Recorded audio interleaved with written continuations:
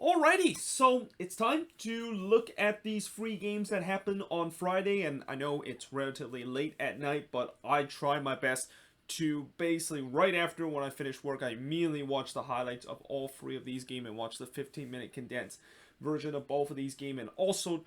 put the notes that I wrote on my notebook onto the board as fast as possible. But even that, it's already 11:04 p.m. at the time of this recording, and I have to go to work at 9 in the morning tomorrow. So yeah, obviously I'm not looking forward to tomorrow, knowing the fact that maybe might not get a lot of sleep because after I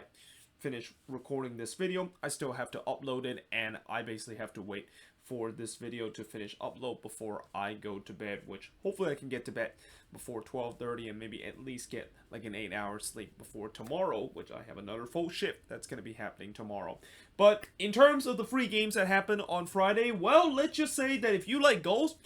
tonight was the night for you, because all three of these games feature 5 goals, and all three of these games feature some very exciting action. And we start off with the first game between NYCFC versus Columbus, and this was really one of the rare times that you see Columbus just get absolutely shellacked in this game against NYCFC. And I'll tell you what, ever since I talk about how NYCFC has been a very inconsistent team, they probably must have watched my video, and they definitely have took it personally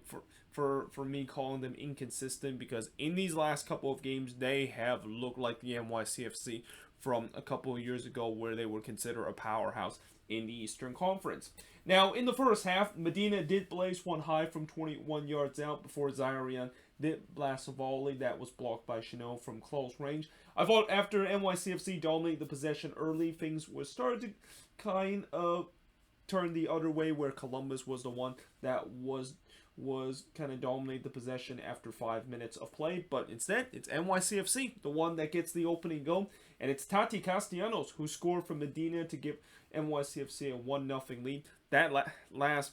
game where Castellanos was able to get on the score sheet, that has really helped his confidence, because he's really, I think, a striker in this league where if he is on and he's able to be in form and score a couple of goals in a row, he is definitely one of the best strikers in the league, and you can clearly see that now once he finally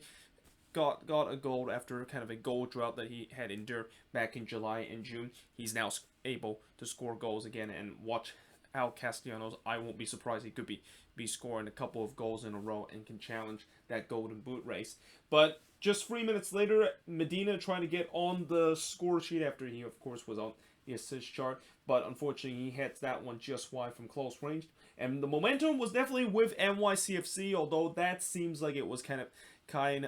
a thing that I shouldn't have wrote it, because Columbus immediately decided to try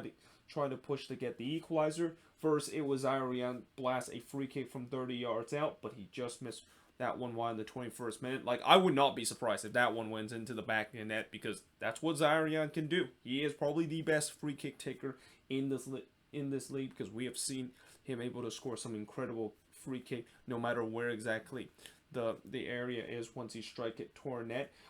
Then BWP tried to fire one from 25 yards out, but that one missed wide in the 23rd minute before Santos had a chance from 22 yards out, as he kind of hammered a shot from that range, but that one goes wide. And Columbus, they were definitely looking for it to get the equalizer, but instead, in the 35th minute, after NYCFC was kind of under siege a little bit, they kind of scored against the run of play, as Thiago Adrante would score from Alfredo Morales to give NYCFC a 2-0 lead, and that would be the halftime score heading into halftime. But in the second half, it would be 3-0 in favor of NYCFC, as Keaton Parks would score from Thiago to give NYCFC a 3-0 lead. Zairian did try to get one back for Columbus, and probably should have got one back, because it is very rare you see Zairian miss a golden opportunity from close range, but he wasn't able to take advantage of it and miss a sitter from close range there. Before Castellanos looked like he was trying to get his brace in the 63rd minute, and he kind of went through on goal, but unfortunately he kind of got caught by Keita, and as he released that shot, it was blocked by Keita, and the game remains at 3-0 until the 73rd minute, when it was 4-0 in favor of NYCFC, And it's Santiago Rodriguez scoring his first ever MLS goal for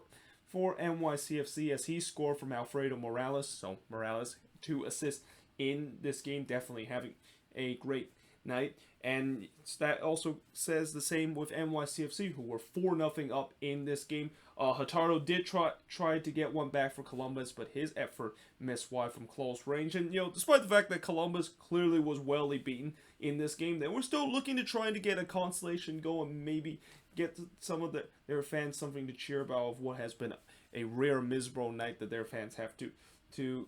go through. But they eventually did get the consolation goal at the last minute of this game, and it was actually a penalty that was given to Columbus, and it was a VAR call that went in favor of Columbus after they deemed Santos, who was brought down in the box, was indeed a penalty, and Santos himself converts the penalty to give Columbus a consolation goal. But nevertheless, this was definitely a night that if you're a Columbus Crew fan, you definitely want to forget, because in the end, NYCFC absolutely hammered Columbus in this one, and the stats pretty much doesn't lie that was the case, because NYCFC had 24 shots compared to just 9 that Columbus had, 9 shots on goal compared to just 1 that Columbus had, 11 shots off target compared to 5 that Columbus had, 4 shots that was blocked compared to 3 that Columbus had, and possession-wise, 45% possession compared to 55% possession that Columbus had. And with this win, NYCFC is now in second in the Eastern Conference. And again, it doesn't take that much, where if you can get on a hot run, and remember how NYCFC a couple weeks ago was just near the spot where they're just above the red line. Well, after a couple of wins and now winning 3 games in a row, all of a sudden they're now in the second in the East temporary, and that we'll see whether or not if they're going to stay there. Most likely they're probably not going to stay there, because teams that are going to be below them are going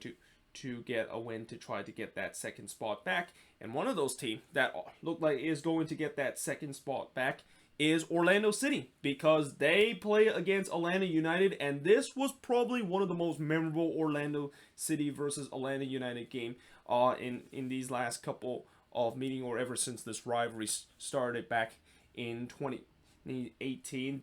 or not 2018, but 2017, that is, because that's when Atlanta went into the league. And yeah, I mean, this first half was a chaotic first half, where it just feel like I was kind of surprised the fact that we were only heading halftime 1-1, because this first half could have easily been like 3-3 with the way that how many chances was created in the first 45 minutes. And the party all started in the first minute of the game, as Joseph Martinez would score from Lennon to give Atlanta United a 1-0 lead, because Joseph Martinez is definitely going to score against Orlando City. Like, honestly, I would literally bet $10 in this game and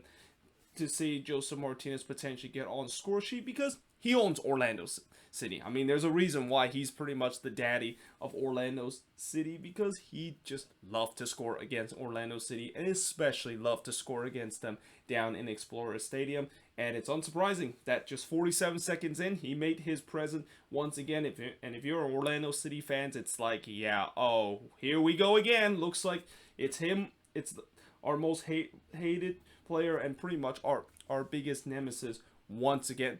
scoring just 1 minute into this game. Now, after that, the chances did kind of become a little bit premium after the first 15 minutes, but that was really the only time when there wasn't really much going on, because for the next 30 minutes, oh boy, buckle your seatbelts, because this is when it gets a little bit wild. First, you got Galese denying Lopez as he went through on goal in the 15 minutes, as Atlanta almost made it 2-0. But then on the other end, Alex Kahn was able to deny Michel from short range. I thought Alex Kahn had a great game, and even though he did concede 3 goals in this game, none of the goals that he conceded I can really fault him whatsoever. In fact, he actually kept Atlanta in this game as long as possible. But then, just 3 minutes later, Martinez was looking to try to get a brace, as he had a free header, but unfortunately he missed that one wide. Before, on the other end, just 7 minutes later, Carlos missed that one high from the corner, and both of these teams was definitely getting chances to potentially get the next goal. But then in the 39th minute, Alex Kahn absolutely robbed Benji Michel, who literally had a point blank effort from close range, but Kahn was able to make a big save there before he would deny Kwan, who was going through on goal in the near post, but Khan was there to do just enough to basically cover that near post and save that one away. But then just 1 minute later, and really at the next sequence of that play, Orlando City would get the equalizer, and it's Kyle Smith, the one that actually gets the equalizer from Nani to tie the game up at one apiece. They mentioned on the broadcast, and I think John Champion, of course, mentioned this, of the fact that that's only the third goal that Orlando City have scored or from a defender in the last 89 games, which, yeah, that was kind of a very surprising stat, because you would think with the fact that Nani is the one that mainly delivering the free kicks and the set piece opportunity, you would expect Orlando City to score much more goals. And there are times where they haven't been able to score goals on the set piece, but not by a defender, which, again, it's kind of a little bit of an interesting but kind of a weird stat. But, that time they were able to score a goal from a defender. And, for Kyle Smith, I believe this is his first goal in a very long time. I didn't know exactly, did they mention how long it's been since Kyle Smith scored his last goal for Orlando City, but he got a goal here to tie the game up at one apiece. And then just as we're head to halftime, Orlando City thought that they were 2-1 up. In fact, Chris Mueller thought that it was 2-1 when he basically hits a point-blank effort that was absolutely robbed by Alex Kahn. And again, Alex Kahn, just an incredible game in this one, especially in the first half. And it was really the reason why this game was tied up at one apiece heading into the second half. Now in the second half, Michel did hit the side netting in the 55th minute, but I thought Orlando City really controlled the second half. But it's Atlanta, the one that actually retook the lead, to the surprise of the 25,000 at Exploria Stadium. And it's Marcelino Moreno that scores from walks to give Atlanta the lead back. And, this would have been in contention for goal of the week until I'll talk about later in this game between the Galaxy versus the Timbers, where it pretty much clear that we already have a goal of the week from this week after what happened in this game. But yeah, nevertheless, that was definitely a wonderful goal from Marcelino Moreno. Basically curled that one from long range and hits into the back of the net. But yeah, like I said, Atlanta just kind of against the run of play, retake the lead in this game, but Orlando City would get the equalizer not long after, and it's Van der Water that gets the equalizer for Orlando City from Michel and Pereira to tie the game up at 2 apiece. And you just kind of had a feeling with Orlando City getting the equalizer there that it looks like most likely they're going to go on to win it, because they were putting a lot of pressure on Atlanta United, and it just feels like it's inevitable the fact that the third goal is going to come for Orlando City, and it did. It came in the 87th minute, and it's none other than Nani, who this season, I talk about how Nani not only being the top goal scorer for this Orlando City team and perhaps the most important player on this team, but he also scored big goals, and we've seen it many times before this season, and it happened again here in the 87th minute, scoring the winner from Van der Water to give Orlando City a 3-2 lead, and that turns out to be the final score of this game, as Orlando City were able to win 3-2 in this one, as the shots of this one, 15 shots compared to the 6 that Atlanta has, 9 shots on goal compared to the 3 that Atlanta has, 5 shots off target compared to the 2 that Atlanta has. Both teams had 1 shot that was blocked, and possession-wise, 49% possession compared to the 51% possession that Atlanta United has in this game. And also, this is the very first time that Orlando City was able to get a victory against Atlanta United at Exploria Stadium, because, Orlando City did have beaten Atlanta before, but that was at Mercedes-Benz Stadium last year, and that was also kind of a very famous victory, because that was actually the first time that Orlando City was finally able to conquer Atlanta United and finally kind of give this rivalry a little bit more of a level pegging. But this victory will definitely not only get this rivalry more of a level pegging, but maybe there could be a little bit of power shift in terms of this rivalry. We remember how Atlanta United was kind of the bigger brother in this rivalry a couple of years ago. Oh boy, how the table has turned with the way that Orlando City look like the one that are the bigger brother, while Atlanta United is staring down near the bottom of the Eastern Conference, and it's now 11 games without a win for Atlanta United. So yeah, moving on into the last game on this board is the Galaxy and the Portland Timbers. And there is always tends to be some MLS games where when you look at the scoreline, it just does not tell you the story of how this game turns out. And this just feels like it's one of those ones, and it's also kind of one of those games where I have to throw the cliche of the fact that the team that were the better team lost this game is because they weren't able to be more clinical, and the team that was able to win this game was just being more clinical than their opposition. And in this one, the Timbers, despite having tons of opportunity to score more than the one goals that they have, they weren't able to show that clinical finishing, and it just feels like every time when the Galaxy had their chance, they were able to put it into the back of the net. Now, in the first half, the first thing I kind of want to mention is that there was kind of an interesting commentary pairing that ESPN decided to have for this game. Originally, I thought this was going to be Adrian Healy and Alejandro Moreno that is going to be commentating this game, because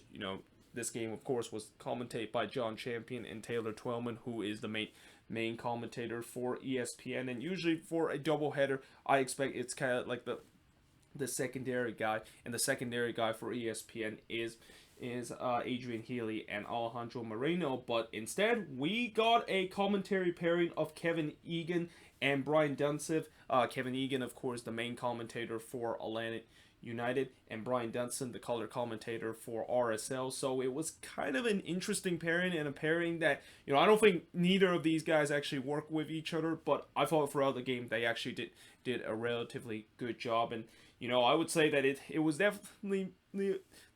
better than what I expected, and some would say that it was better, the fact that both of these guys was commentating instead of Adrian Healy and Alejandro Moreno, because as much as I do like Adrian Healy, I'm not a big fan of Alejandro Moreno. I think he's kind of like the ESPN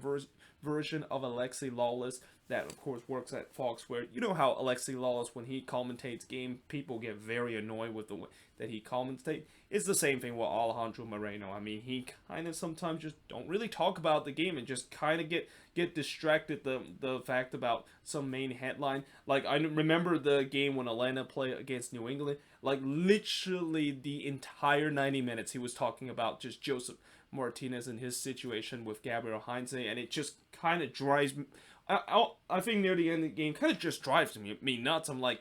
really, Moreno? You've been talking about the same topic for 90 minutes. We get it. Yes, there is drama between Gabriel Heinze and Joseph Martinez. You don't really need to kind of just keep talking about this for the full 90 minutes. But either way, going back to this game and actually talk about what happened in this game, besides talk about who were the commentator for this one. In the second minute, Bond would absolutely rob Ibowasi, who was one-on-one with the goalkeeper. And you know how I talk about Jonathan Bond kind of has suffered a little bit of a dip of form in these last couple of games. Well, in this game, he was definitely back at his best, and back at the way that he was in the first couple of games this season, where he was definitely in contention for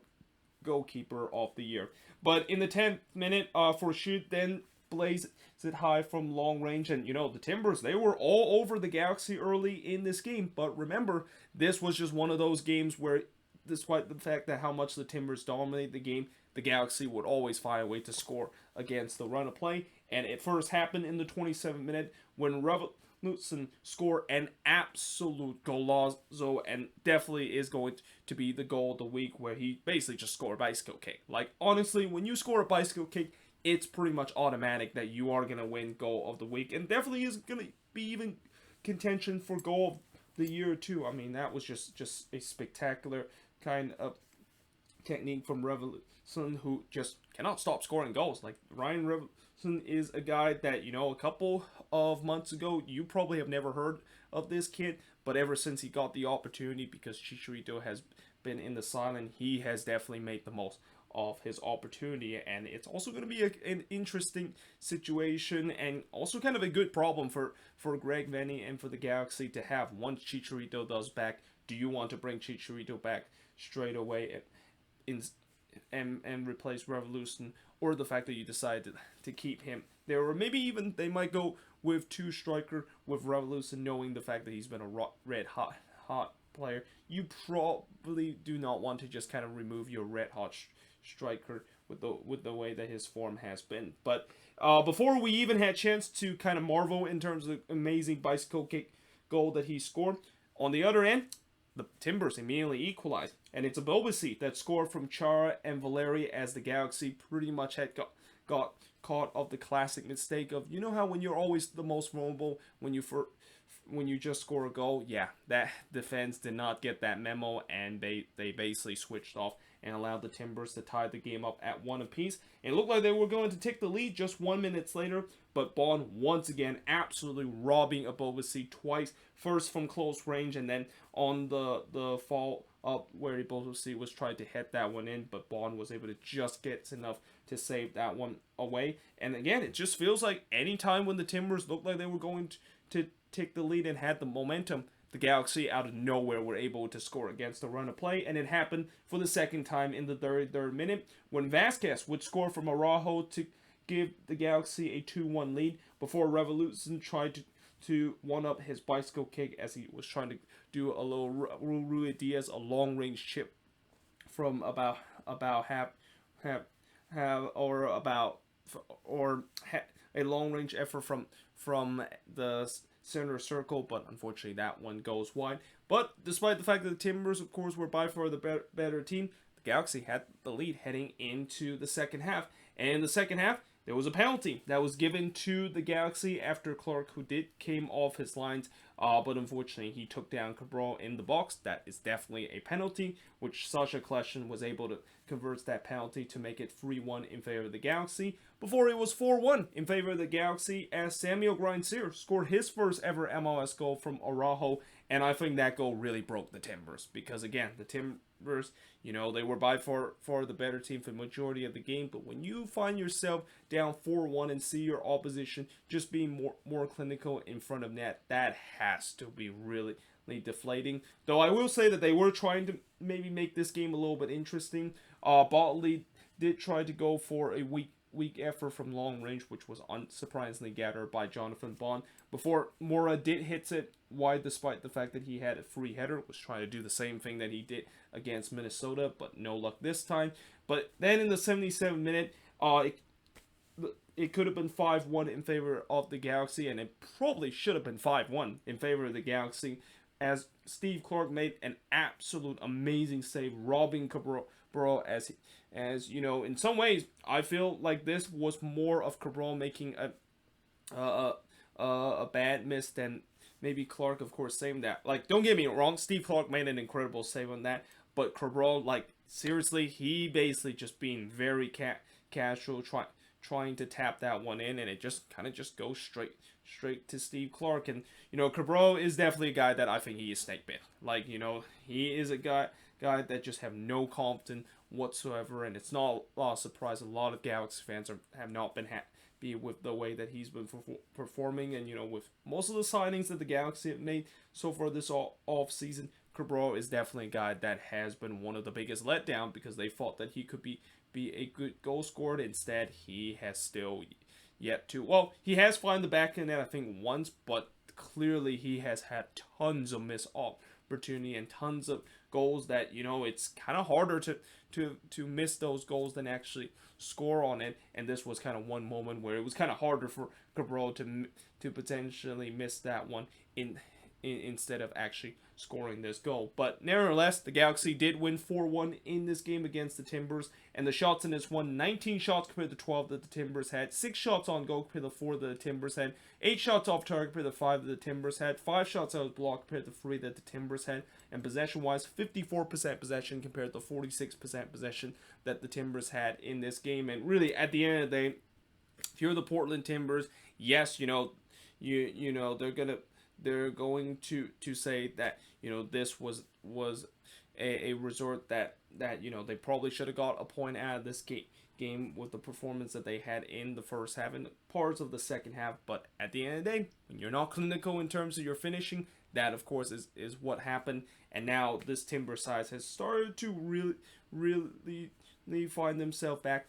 down near the bubble in terms of the playoff line. And I know they're going to talk about injuries as the big issue, but I think one of the biggest issue for this Timber side besides injury is the defense have not improved whatsoever from last season. Like, they are still conceding goals as much as they did last year. As I mentioned last year, they were one of the worst defensive team. And right now, if you look at the amount of goals that they concede this season, which I think is 26 goals that they have conceded, that's the second worst defensive record in the Western Conference. And this is despite the fact that they had some defensive reinforcement, and it just has not worked out for them throughout the season. And they got to figure it out heading into the second half of the season, because if this is going to be a team that I said before that this might be